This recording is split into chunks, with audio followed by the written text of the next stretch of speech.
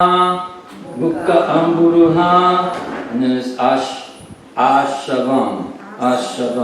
So it comes out to be Mukham Baru Hashavam, Mukham Baru Hashavam, Yan Mukham Baru Hashavam, Yan Mukham Baru Hashavam. Namastasmai Bhagavate, Vasudeva Vedase, Vapurgyanam Ayam Samya, Yam Mukham Buru Hashavam, Namastasmai Bhagavate, Vasudevaya Vedase, Vapurgyanamayam Samya, Yam Mukham Buru Hashavam.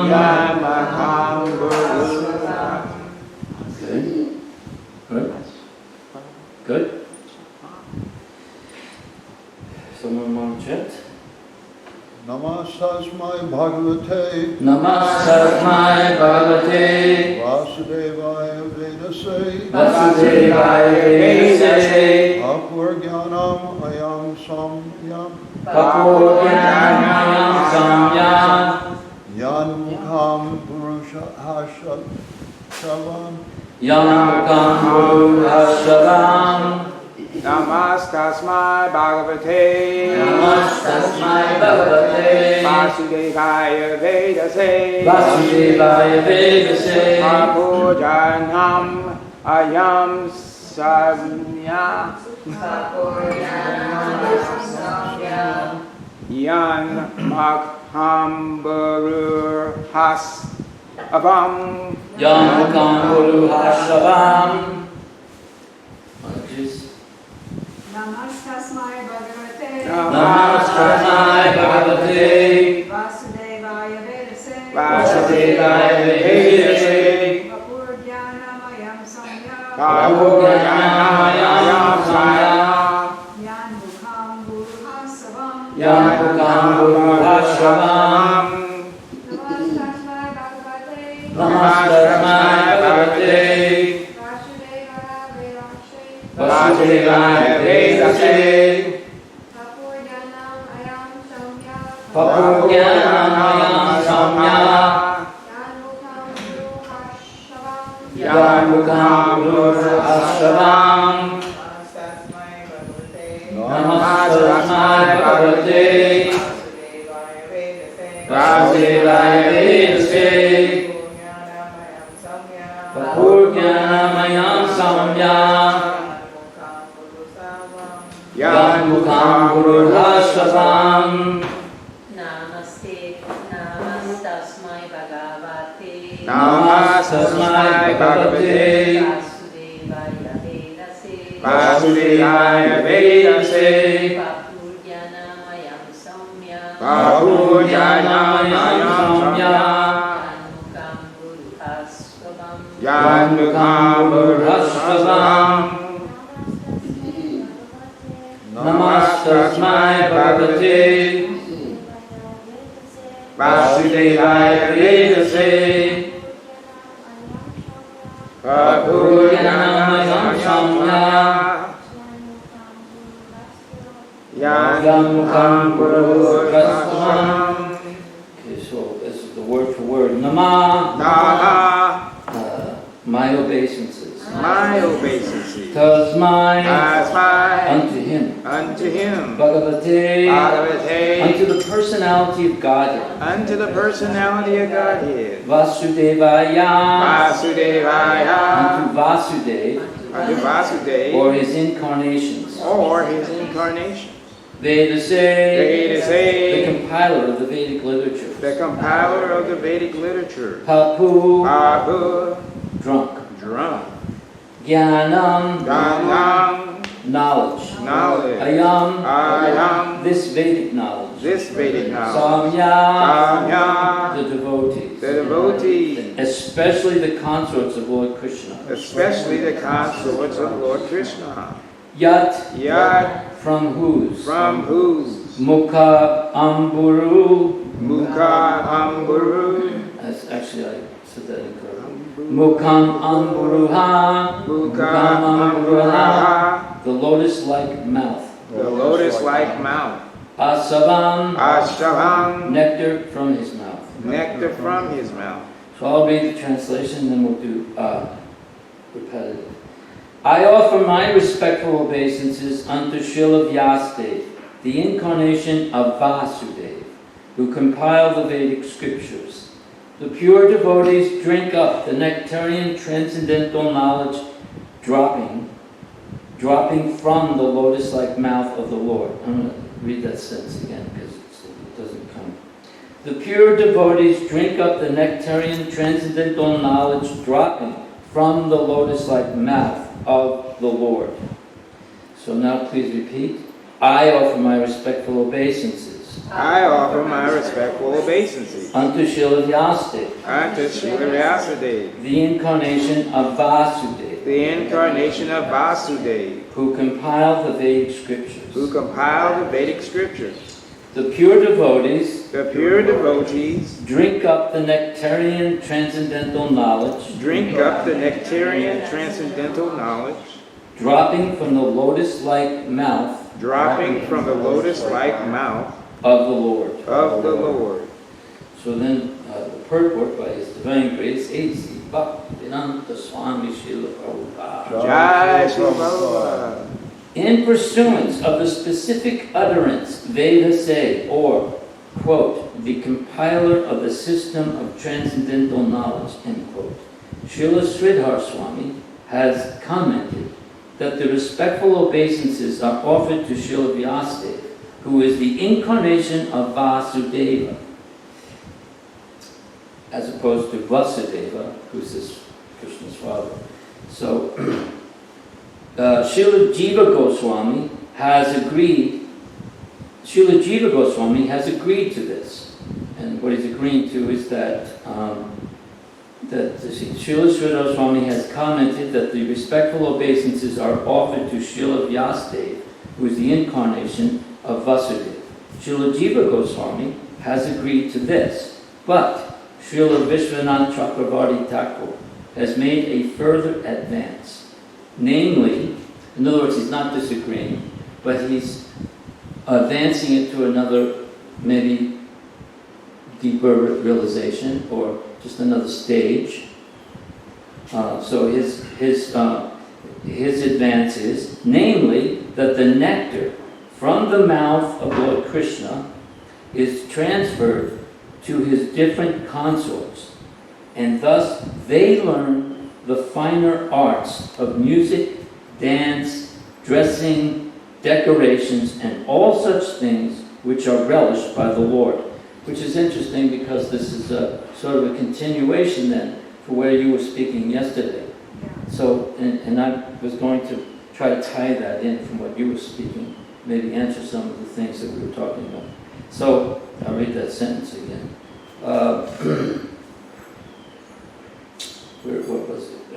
That Vishwanath Chakravarti has made a further advance, namely that the nectar from the mouth of Lord Krishna is transferred to his different consorts, and thus they learn the finer arts of music, dance, dressing, decorations, and all such things which are relished by the Lord. Such music, dance, and decorations enjoyed by the Lord are certainly not anything mundane, because the Lord is addressed in the very beginning as para, or transcendental. This transcendental knowledge is unknown to the forgotten, conditioned souls. That's us. We're forgotten. We're the lost boys. The lost souls. Which is interesting because, there's a mundane, I guess you could say it's a folk tale or fairy tale, where the lost boys, it's like a perverted reflection because the lost boys are the ones in the Peter Pan story. The Lost Boys are the ones that will never grow up, will never get old, like that. So that's that. I don't know if everybody knows this story, but we grew up with this. And so the Lost Boys are the ones that go off and they never grow up, they never grow old, they always stay young. And actually, it's the opposite. The Lost Boys and girls are the ones that grow old, get sick, and die. So it's like a perverted reflection. But you can see how it's there in the psyche of the living entity. The super soul is constantly, edging us in different directions. This concept of never growing old, never getting, never dying, always living like young boys playing in the fields. So anyway, but this knowledge of this transcendental knowledge is unknown to the forgotten conditioned souls. Srila Vyasadeva, who is the incarnation of the Lord, thus compiled the Vedic literatures to revive the lost memory of the conditioned souls about their eternal relation with the Lord. One should therefore try to understand the Vedic scriptures, or the nectar transferred by the Lord to his consorts in the conjugal humor, from the lotus-like mouth of Vyasadeva or Sukadeva. By gradual development of transcendental knowledge, one can rise to the stage of the transcendental arts of music and dance displayed by the Lord in his Rasa Leela. But without having Vedic knowledge, one can hardly understand the transcendental nature of the Lord's rasa dance and music. The pure devotees of the Lord, however, can equally relish the nectar in the form of the profound philosophical discourses and in the form of kissing by the Lord in the rasa dance, as there is no mundane distinction between the two. This is a really important point, and I'm going to try to, from my own, speak a little bit on it with my own level of realization. This is very important. In other words, on one level, what Prabhupada is saying in this purport is that our discussing hearing the discussion that was going on between Sukadeva Goswami and Maharaj Parikshit, or Sutta Goswami and Shaunaka Rishi, because we're sort of a story within a story here. And in the next chapter, it'll get into another story with Brahma and Narada, where Narada is asking basically the same questions of Brahma that Maharaj Parikshit is asking of Sukadeva Goswami. So it's a story within a story within a story. But the discussion where Maharaj Parikshit is asking Sukadeva Goswami, well, how does the infinite personality of Godhead create this temporary material world, and how does he enter in? How does the infinite enter into these infinitesimal, small, finite living entities? How does he enter into it and associate with it? How does he maintain it? How does he destroy it? And so that's it. It's not like you're jumping up.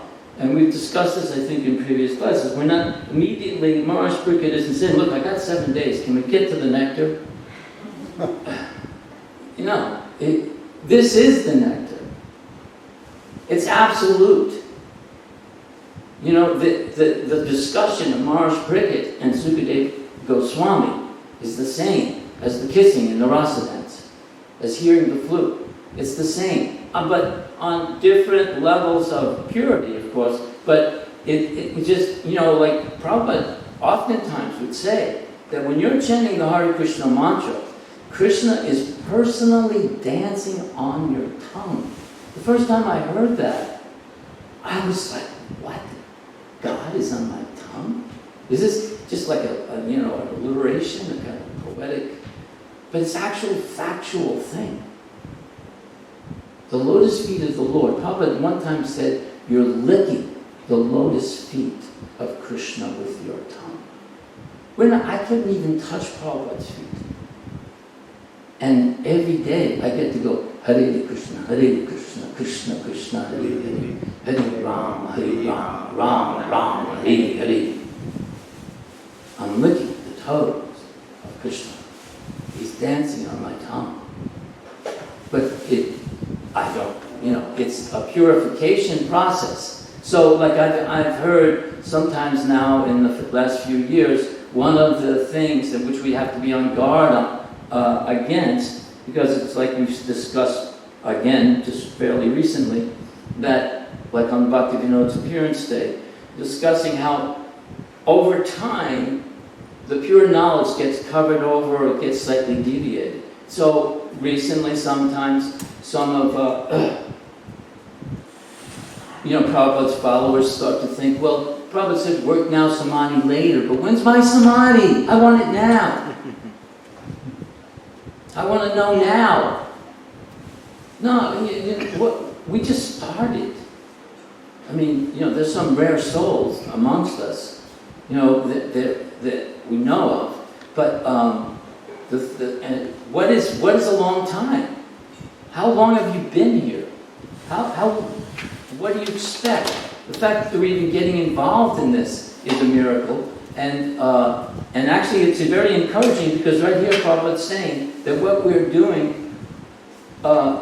just by having these classes and discussing the ABCs in the Bhagavad Gita and these early philosophical discussions in the first and second canto, which are compared to the lotus feet of the Lord, this is the same nectar that the gopis are experiencing. It's absolute pleasure. And so even also, this is another thing about devotional service. Whatever the service is you're doing, whether that is, my first service was in the Brooklyn Temple in Henry Street. There was a very small, damp, dark basement room for pots.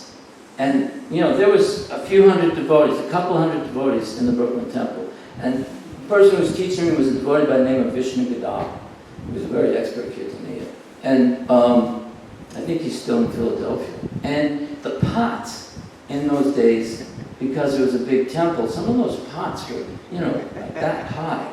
And I had 2 or 3 of them to do, and they all had burnt sweet rice. And so I'm scrubbing away. And they're saying, by doing this, you're cleaning your heart.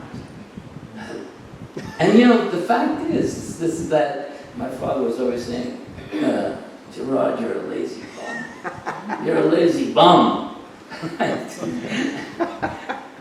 I was training, in track, so I was pretty wiped out. But I guess I could say, in a sense, lazy, that I don't want to do something very mundane or what I thought was beneath me.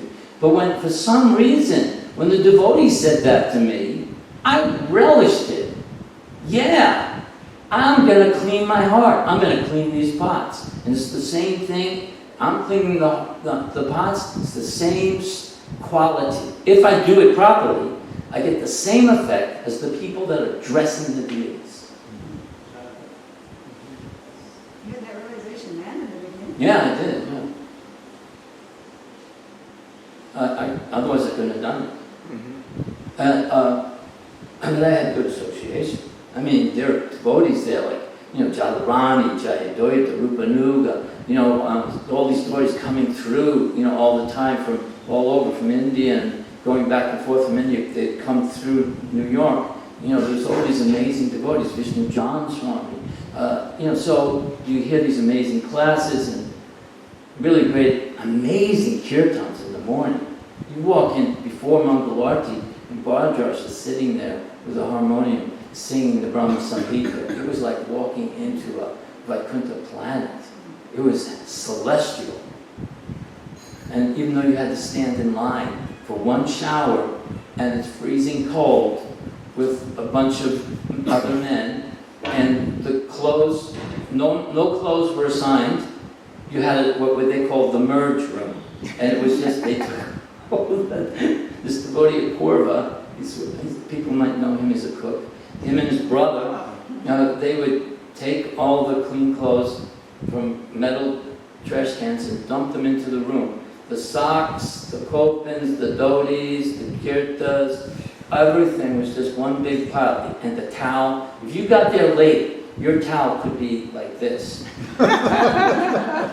I'm not kidding, this is true, I'm saying it's you could also, there was two dhotis that nobody wanted. One of them had a blood stain on it, and the other one had a huge hole. And when the wind would blow, there was a big hole, and so you're like holding the dhoti all the time. So you had an inspiration to get up and not be one of the last to get up. But I'm saying that you didn't care. And we're just sleeping on the floor, like right next to each other in each room. There was no special arrangements, no little foam beddings or anything like that. It was very, and it was just, yeah, let's do this. Yeah, this is fantastic. And go outside and chant. Anyway, so my point is that it's absolute service. And then, you know what? My next service was I graduated to the commodes. This was even better. And they used to tell us that Bhaktisiddhanta Saraswati, see, this is a confirmation. They would tell us that Bhaktisiddhanta Prabhupada, in the Gaudiya Math, he would, hold on a second. Someone come to him, and he was a very learned scholar, and he wants to be his disciple. The first engagement he would get is washing commodes, or because this world is a world, it's just the world, it's a storeroom. It's what it is. Bhaktisiddhanta said, this world is a bathroom, a storeroom. You just go in, do your business, and get out. And I think I've mentioned before, but a few years ago I was in Atlanta for Panhati Festival. It was very, very hot. And they had these brand new, what do you call them? The porta potties. Had a shower, a sink. It was air conditioned. So, and it was brand new. I'm one of the first ones in there. It was really hot. And it was air conditioned. So, I did my business, and I thought, Bhaktisiddhanta says go in, do your business, and get out. But I kept saying, yeah, but it's air conditioned. So for a few minutes I lingered. But you could use that as an analogy to the material world, that if you somehow or other, misuse the Veda, you get distracted by the flowery words of the Vedas and end up on some of the heavenly planets. You think, well, yeah, but this is, it's very pious, and nobody here is committing sin. It's all pious and beautiful. It's okay. You can loiter for a while in the material world, go from one heavenly planet to the next. But you forget that ultimately you do fall back down again. And you have to start all over again. And round we go. So this, so having, in other words, any service we do is absolute. And it's all equal. And it's not what the service is, it's how you do the service. That is the key. Whether you do it with resentment, with enthusiasm, and so there's stages like that. But so, and there's a very interesting verse in the 6th canto, I've quoted it a few times, it's actually 2 verses, from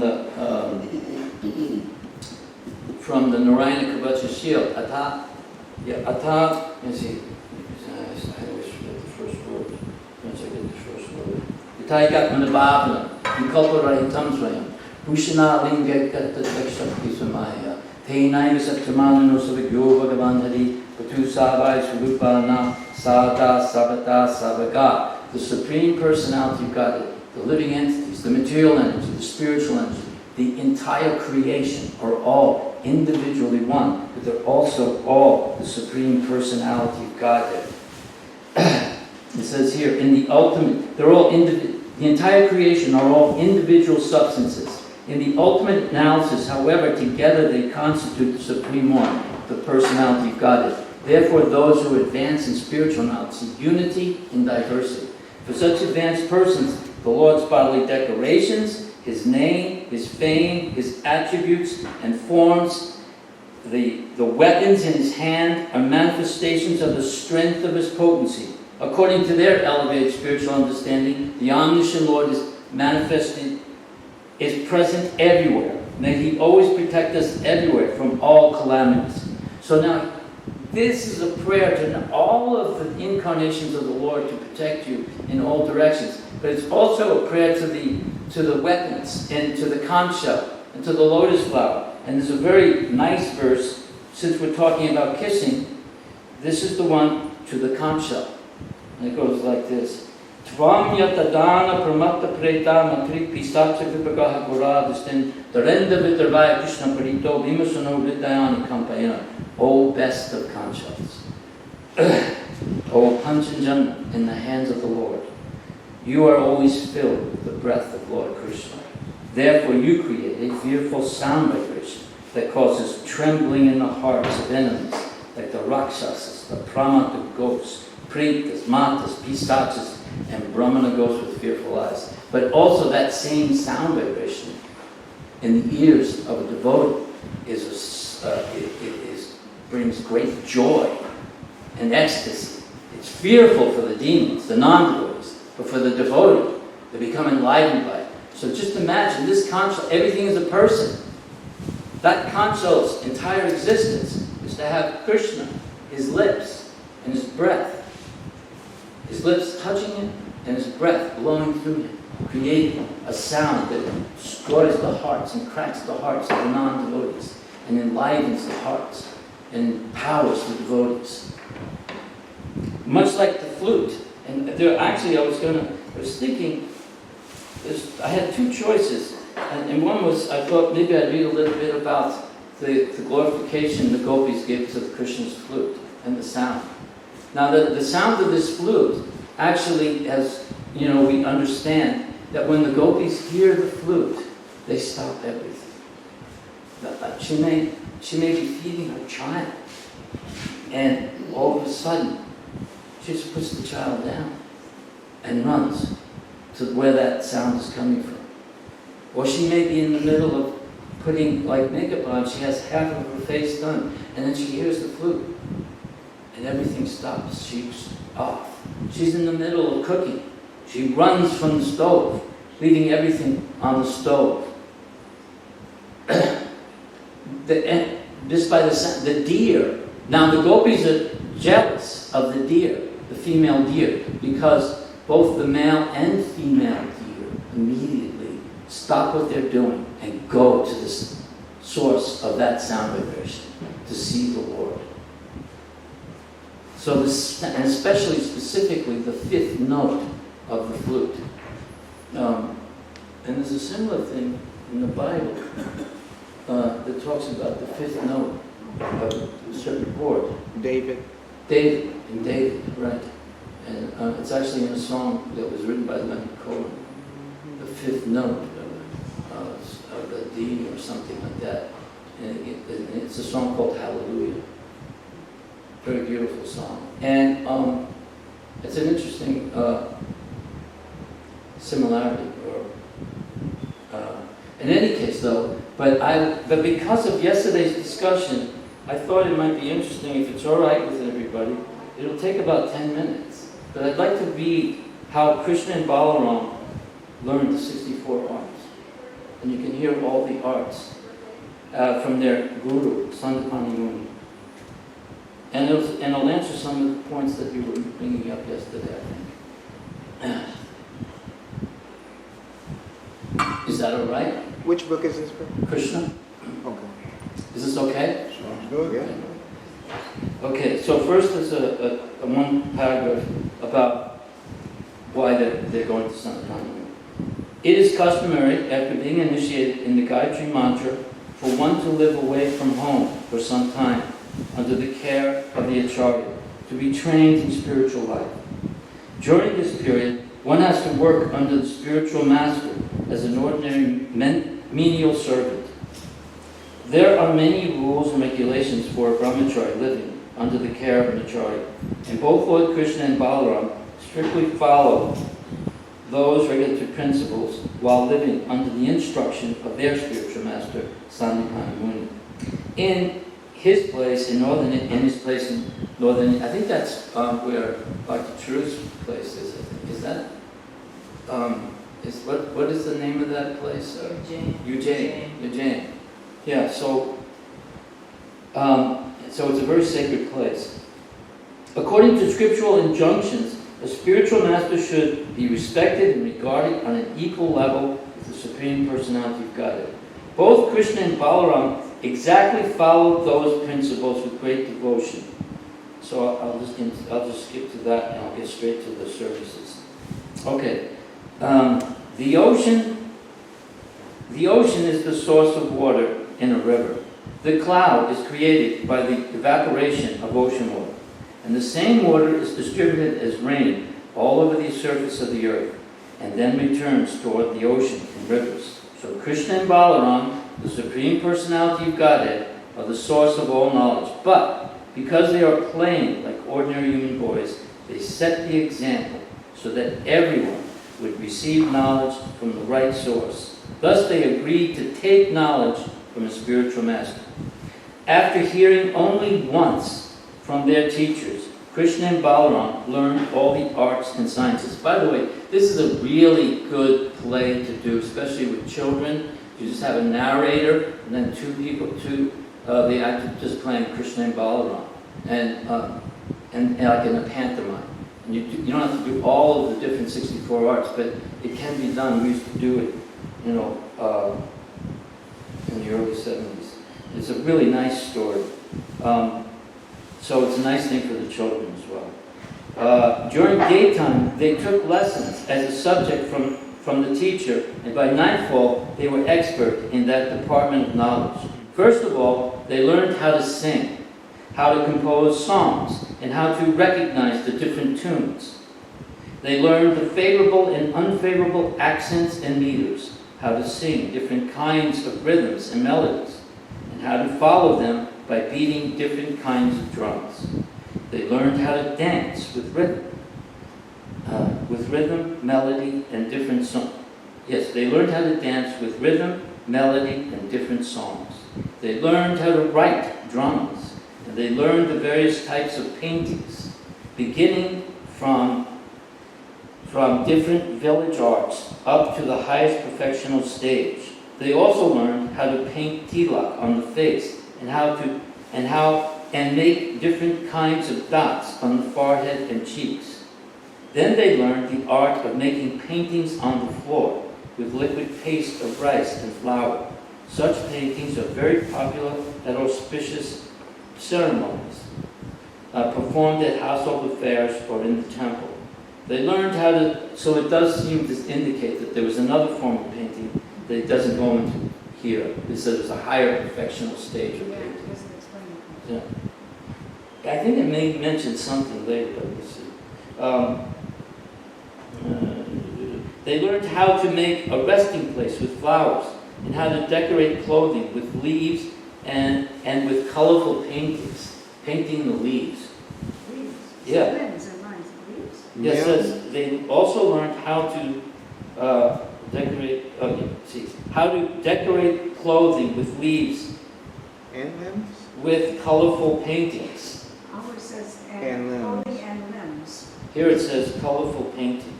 Yeah, it says that, but decorate clothing and limbs with Colorful paintings. Well, see, that's where they probably have cleared things up, but it says here, they learned how to make a resting place with flowers and how to decorate clothing and leaves with colorful paintings. They also learned how to set valuable jewels in ornaments. They learned the art of bringing water pots. Water pots are filled with water to a certain measurement, so that as one beats on the pots, different tunes are produced.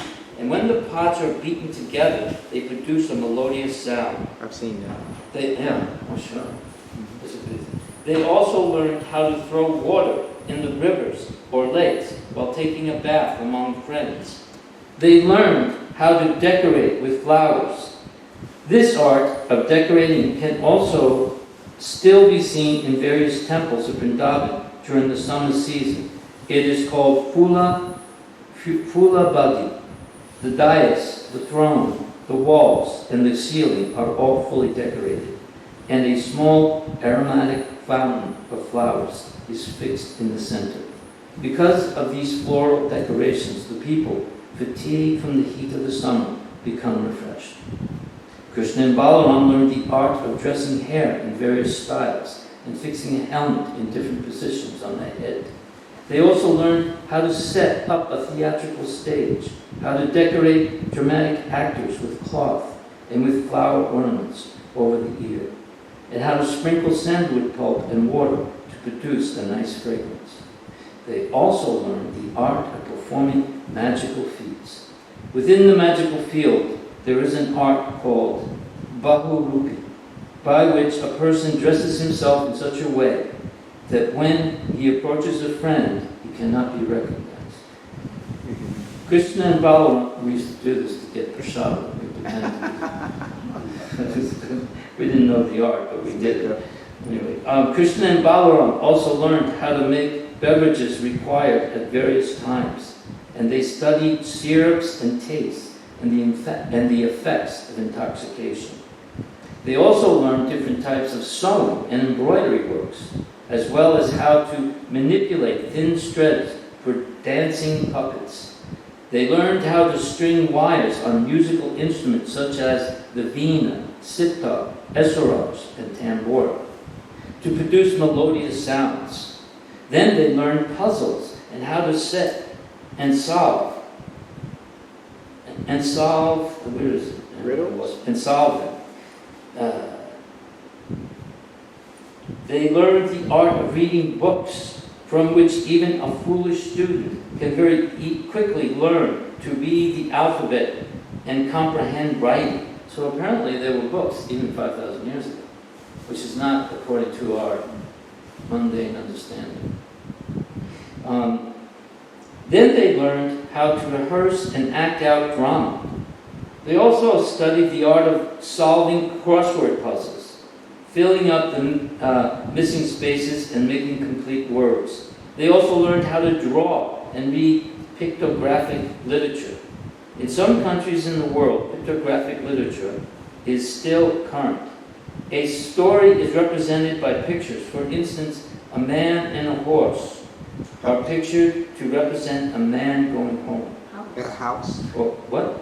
House. A man in a house. Oh yeah, man in a house. I think, okay.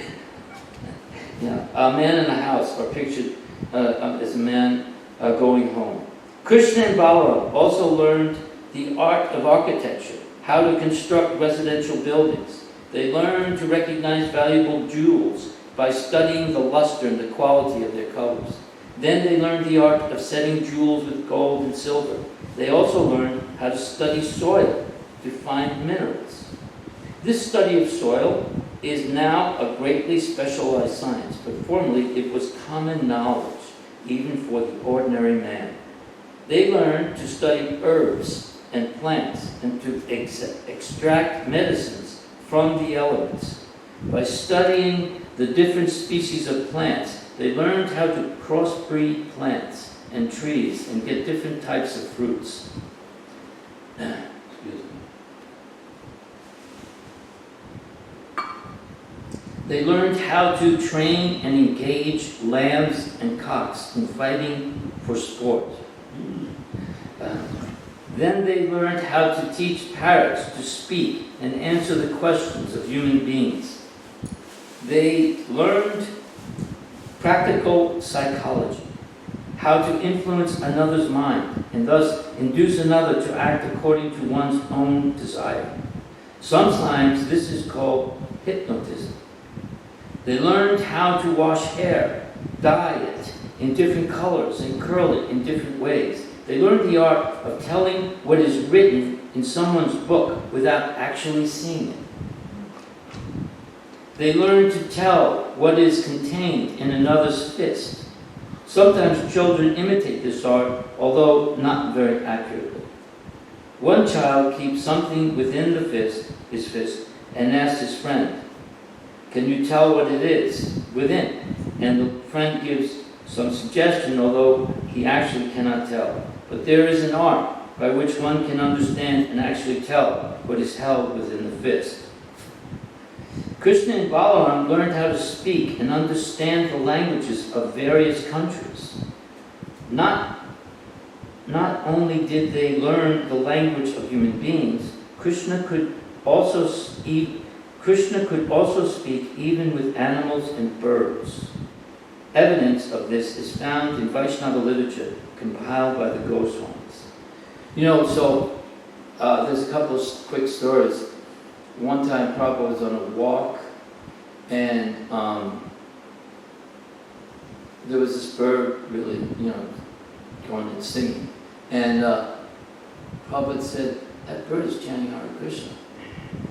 And the devotees with him said, Prabhupada, you can understand what he's saying? He's chanting Hare Krishna. And Prabhupada said, sounds like it to me. But I remember also Bhakti Swarup Damodar, when he was staying in Atlanta, he actually wrote to Prabhupada this. He said that the birds here in the morning, it sounds just like the birds from Vrindavan. They all sound like they're glorifying Krishna. But the interesting thing is, I was talking with someone recently that, we say the birds sing, to us it's singing, but actually they're just talking. So, in a sense, even if you really study the way the different dialects are around the world, to me, when I hear certain Southerners, it sounds like a melody. There's different melodies or meters to people's speech. And we know that it's said that in the spiritual world, the talking is singing. Yes. And they don't walk, they dance. So, anyway, I just found that there was another pastime, and I think it was with Jamuna.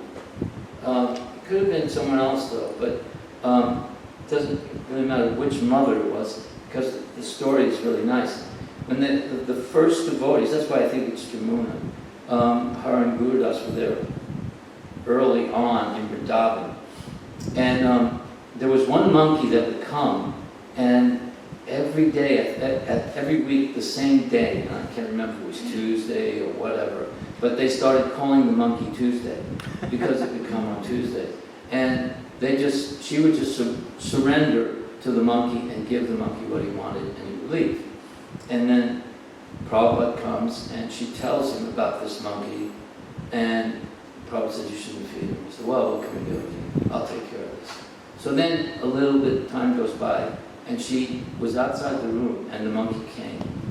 She wasn't in the room, but she heard Prabhupada, and he was making these sounds that the monkey understood. And the monkey was making sounds back. And that was the last they saw of the monkey. So Prabhupada was talking to the monkey in monkey talk, or making the sounds, communicating with him. So these things, these arts are there. And actually, we sound like this is really, wow, it's like a math. But actually, like Prabhupada's saying, every common man knew about soil. Everyone knew these things. It's just that we have to know about, the latest electronic gear. You notice that nothing in here says anything about, wiring, electrical building or computers. None of that. This is all the natural arts. You have a point. Yeah, we don't need all of that. We just need Miracle Grow. That's right. Yeah. Okay. There's a commercial for it. So, okay, where was I? Speaking of the animals, I'm close to the end here. Krishna could speak with the animals and birds. Evidence.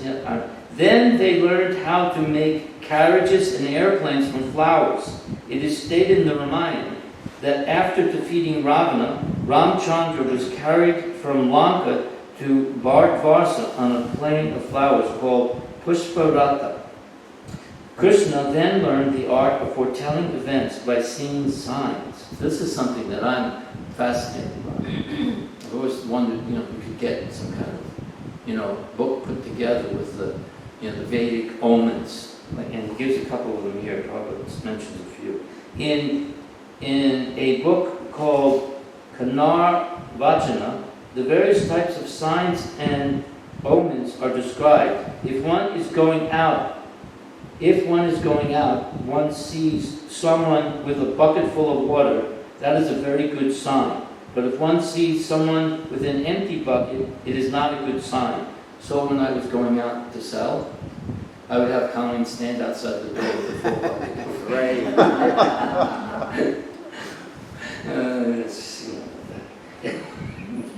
But if one sees someone with similarly, if one sees a cow being milked alongside its calf, it is a good sign. That used to be on the flag for, was it the Congress Party?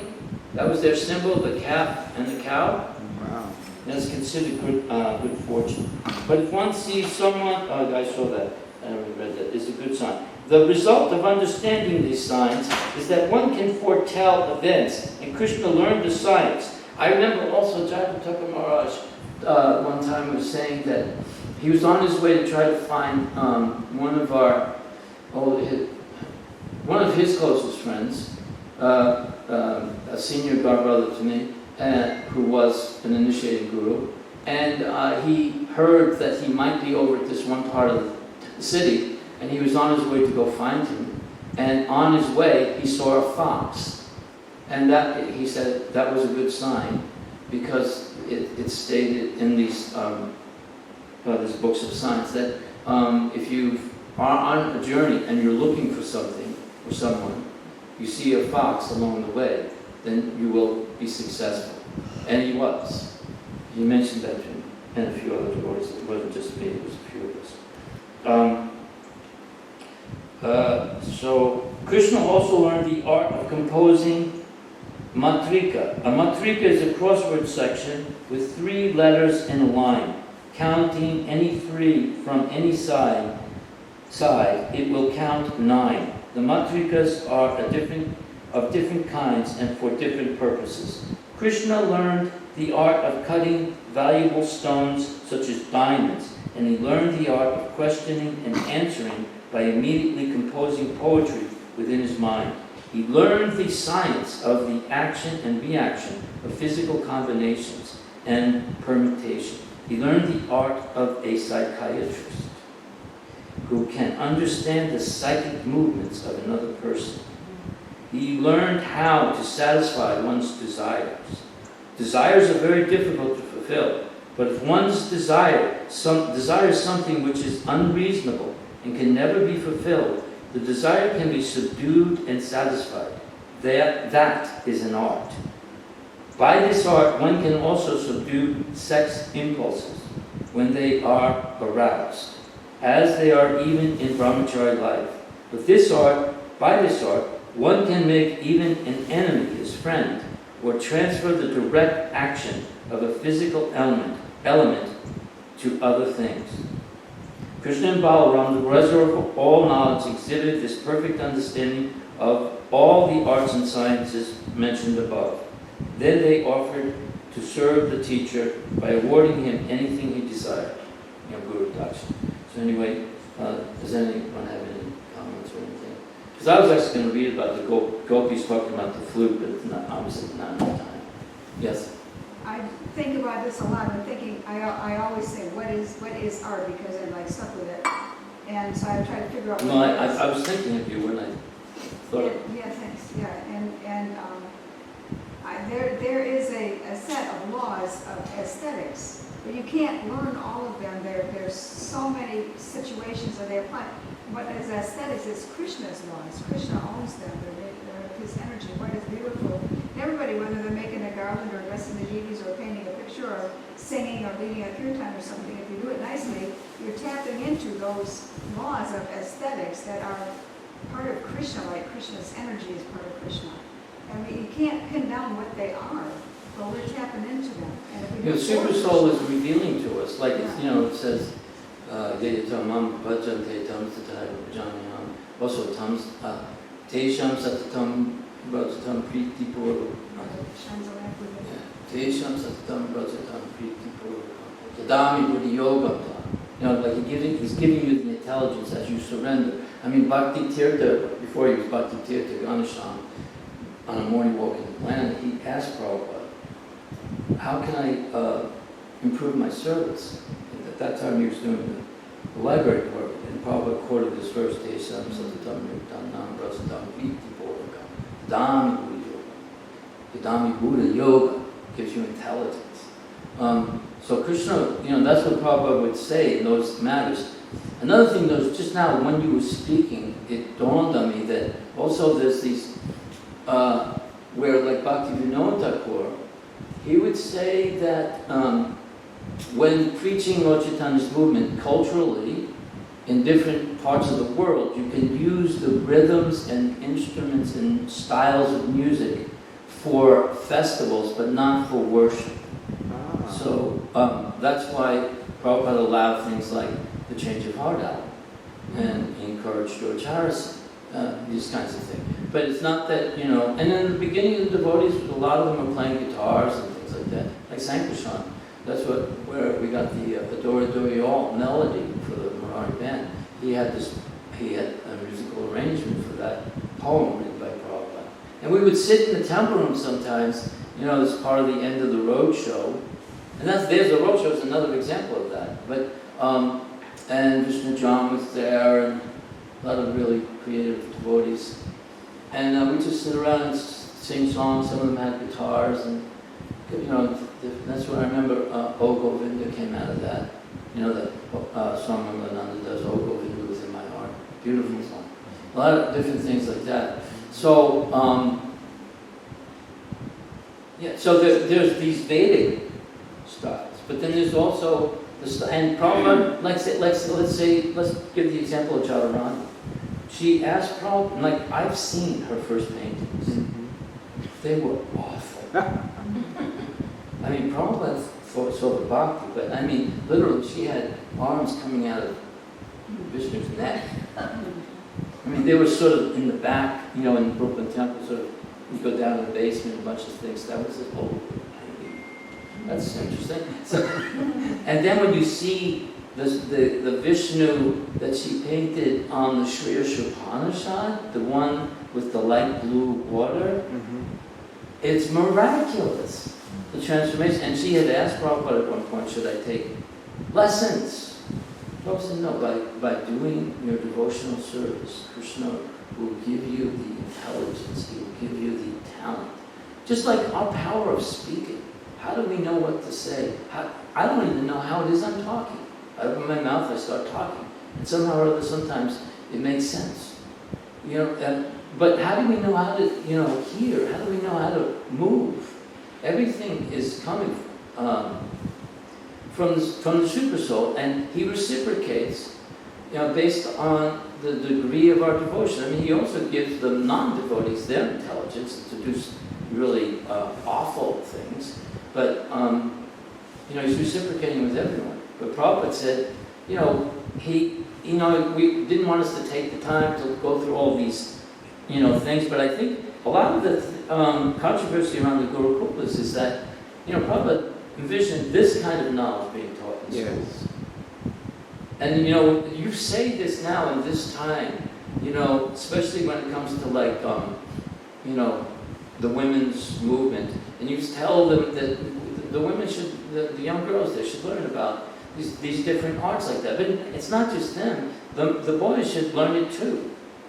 But they'll just see that that's like somehow or other